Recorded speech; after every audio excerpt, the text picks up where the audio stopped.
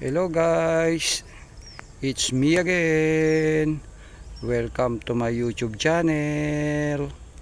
Alam nyo ba guys, na ang halamang ito yung ginagawang banig. Yan guys, familiar kayo dito guys. Kasi ang halamang ito o ang damong ito ay tumutubo sa mga matutubig na lugar. Tulad ng palaisdaan, sa bukid, sa mga sapa. So yan guys, yan ang damong biliran, o dito sa amin sa Cavite ay muras. So guys, yan yung ginagawang banig na buli. So makikita nyo rin to guys, dyan lang sa paligid-ligid ng inyong mga bahay, kung malapit kayo sa mga ilog, sa mga palaisdaan. So guys, yan ang itsura nya oh.